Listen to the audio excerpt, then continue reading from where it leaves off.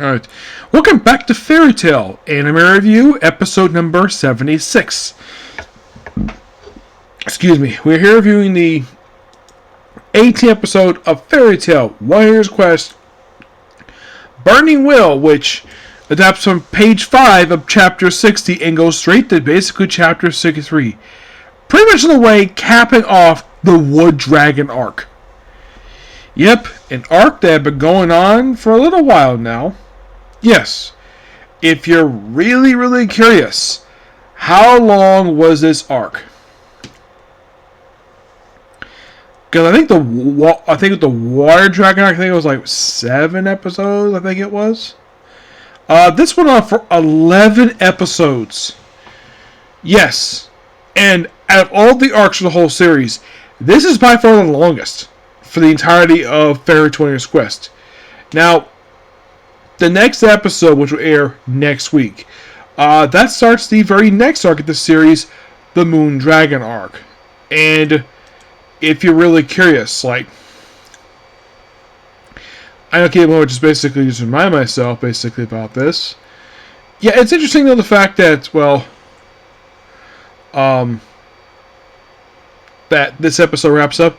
So basically, here's what happens. Basically, Natsu is fighting the last of the Guardians. He's fighting him for a bit. And of course, he's throwing thorns and tiny thorns at him. At one point, he's even letting him blow at him. Well, that's because basically Branch makes him grow God's giant size. Him and his the new English dub actor. I don't know who the heck this guy is, but it's not David. It's not David Wade. Yeah.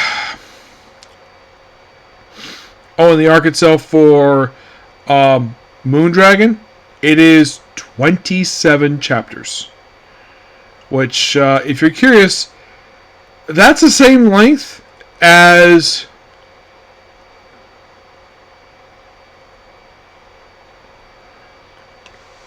best way to describe it. It's the same length as the Water Dragon arc. And that was 7 episodes. This was 11. So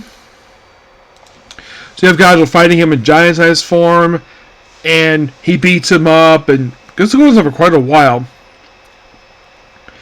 And eventually, thanks to using a lot of firepower, and of course, Gojo using his metal form, he's able to basically block all the wood for a bit, and basically get poked in the back himself, though I'm sure probably going to get back normal size if I had basically poke him. And at one point,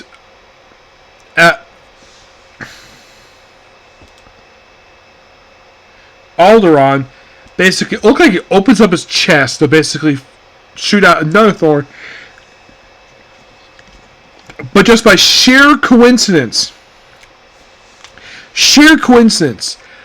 that's when Branch's power time ran out. Because basically he can be giant sized for 3 minutes. And at that point, basically, Natsu pretty much be the Guardian, and the Dragon is defeated. Yep, defeated. Yep, also at one point, Kana is basically yelling at Brandish. And Brandish is afraid of her because she reminds him of Aqua.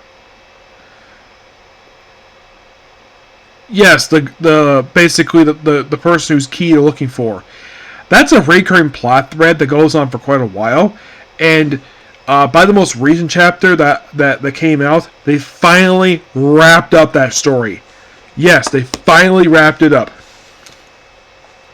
Yes, that was probably the only major plot thread from the previous series that was left hanging because Lucy hadn't found the new key yet. Found the key, and now she finally got it. She got it back, and that plot that was finally wrapped up because I think for some people, when you finish reading the series, like, wait a minute, she didn't find Aquarius's key. Where's the key? Then the series basically comes along, thank God. And, of course, picks up right where the ending of the previous series left off with the whole Century Quest thing. That was a plot idea from Gildart's debut, where he mentioned about the 100 Years Quest and the fact that no one's able to complete 100 Years Quest. It's not just because it takes so long. It's just basically people just don't survive it very much. I don't think Hiro Mashima himself was planning on setting up a sequel series, but probably that early back, but he's got one. It's gone now for 172 chapters, which is awesome. Yep, and then of course after the Wood Dragon is defeated, then the army comes in, locking up basically fair to proceed to quietly leave in the night, and they all decide to celebrate for 3 straight days. And of course, Macron basically mentions okay, so basically you explained to us basically that we've been transported halfway across the world, we're not in our home guild, and celebrating at one point, we have, get this, Julie yelling for Gray, and Gray is butt naked, and the enemy as it were, Happy is censoring his rear end. This is the second time ever in the series this has ever happened. The last time it happened was actually episode 300 for the main Fairy Tail series. And that one he was censoring Natsu and Lucy. Now it's Gray's turn. And of course, Julia proceeds to jump on him and basically hug him a hug, and he proceeds to touch her hair. So you find the fact that they're probably definitely a couple. And of course, I guess I was like, damn, you lucky dog. Yep. And of course, you have Natsu running along the barrels, getting sick. Wendy thinking she's grown, even though she really hasn't. And there's this whole thing of basically Happy telling Carla that Toka's in love with them, and Carla couldn't give a damn.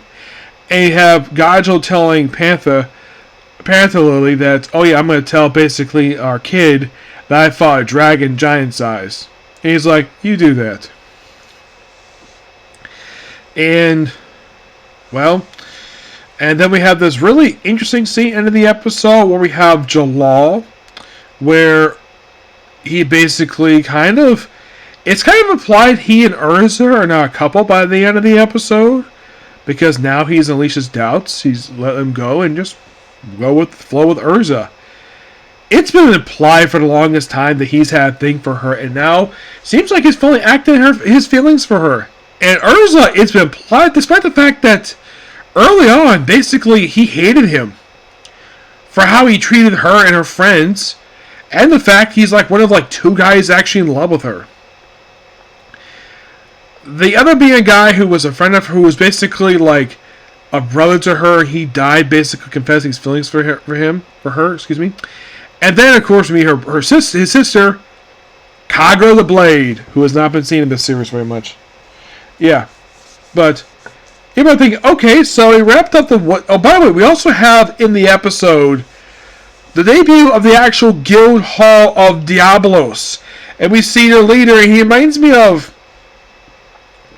when I saw him, he reminds me a lot of the guild leader of the former guild leader of Sabretooth. The one who basically got the crap beat out of him first by Natsu and one of the twin Dragon Slayers. And apparently the one who defeated him became new Guildmaster. Which apparently that's how it is in Sabretooth for some reason. Not sure why, but that's basically how it is.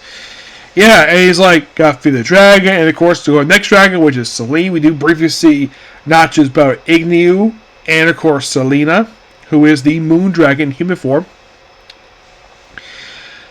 But the ending does set up the very next arc of the series. Igneu is basically there. You see him here, and what is he there for exactly, you might ask? Well, he is there to set up basically the current arc of the manga. That's pretty much this whole deal. Also, we do see the same thing we saw back in episode 7, where basically we see that Guildmaster who hired Natsu's group for the Tenchu Quest. We see on his he has a special wall, which he had this also in the Water Dragon arc, when he was defeated and his power got sealed. The power gets appear from this little board that is, and now the Wood Dragon's turn. Of course, not to mention himself that if I somebody like him, basically they won't do anything bad to them. Since he's nothing like him, we're gonna basically beat them up. So now 2 dragons down, 3 to go. You probably think, oh, we had 3 arcs and the series is done. Nope. Because right after the Moon Dragon arc, I'm not sure why this is.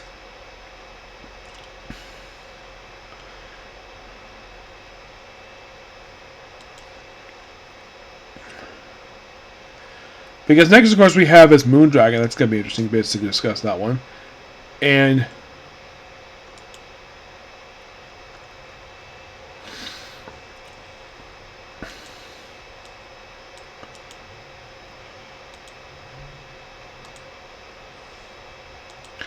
Yeah, then we have Great Labyrinth.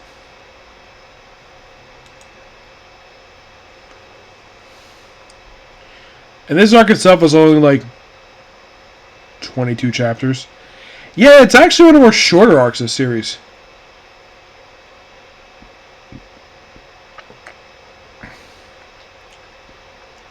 It's like, okay, so we have like three arcs after Moondragon.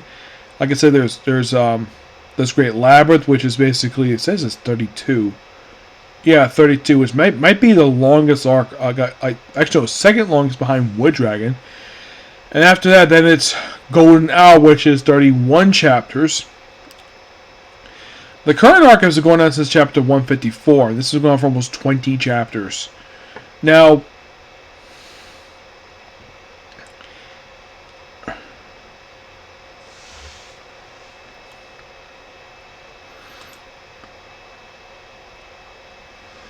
okay, so basically the whole thing with Toka, it's like she is there to set up the very next arc of the series. Yeah.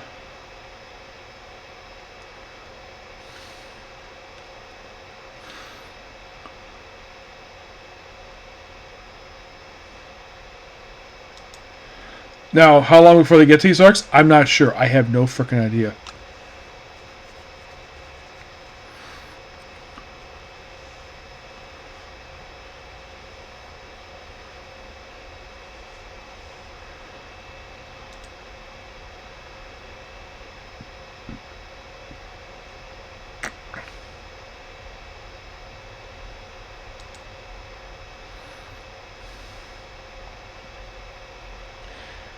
Yeah, so the White Mage looks like we're getting a lot of development of her throughout the next few arcs.